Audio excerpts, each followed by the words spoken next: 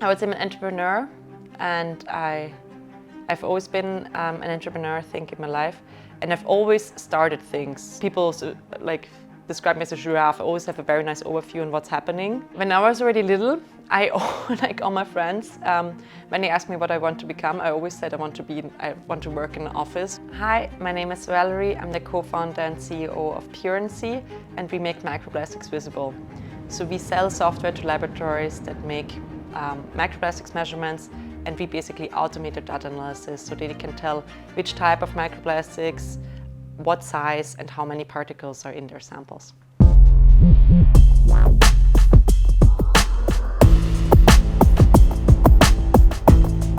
Yeah, I think I've always been bold, and I'm not afraid of decisions. That's a thing. I think you should always take active decisions, not passive decisions. And I just got to a point in my career where I was like, I'm not learning anything new. And I got very comfy and cozy. You just really constantly need to push yourself out of your comfort zone to really grow. So I always grew up with this entrepreneurial side, I think, and it was something that I was very used to. There was no musician or something creative in my family. It was mostly about talking about business during lunch.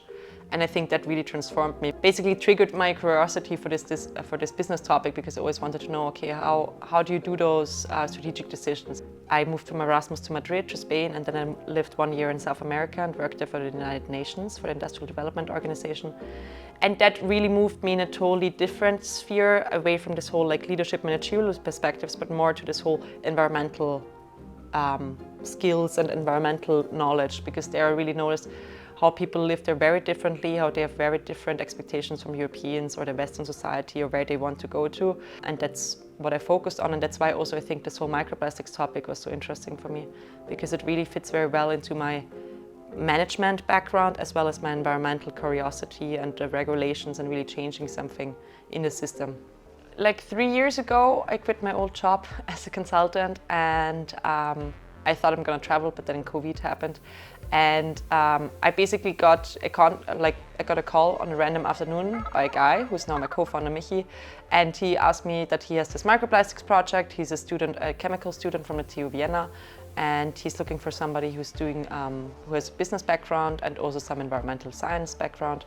And he just called me up and was like, do you want to meet for a coffee? I want to tell you something about my project. And he told me that, yeah, they're doing microplastics analysis. And I was like, but why do you measure microplastics? We already know what microplastics is and what do you need to know about it? And he's like, yeah, but actually we don't know how much microplastics there is everywhere, because it's such a difficult material to measure.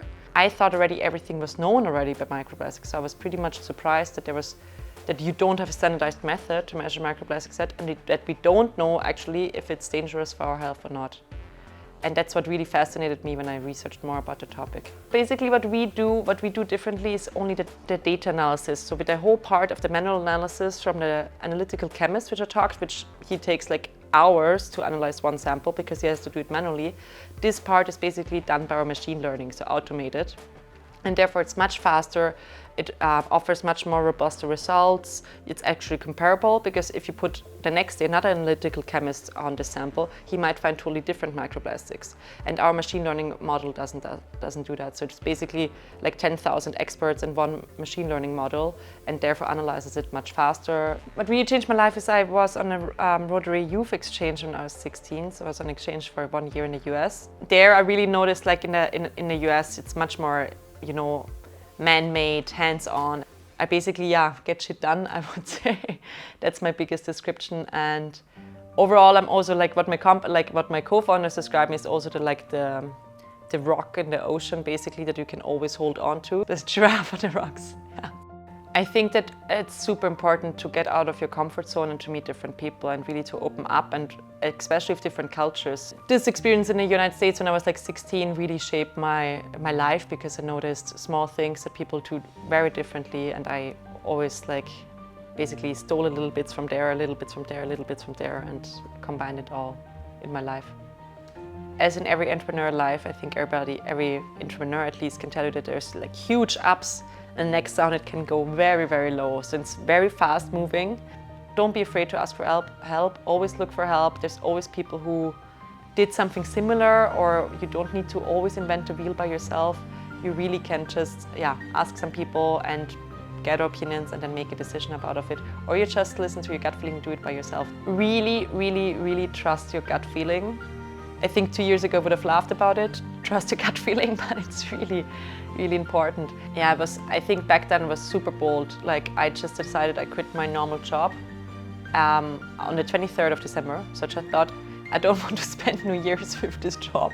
I just want to quit it. So I went into office even at my vacation and just quit. You have to be bold in life and take rough decisions and unpopular decisions. But in the end, I think it brings you to where you want to be and what you can do best.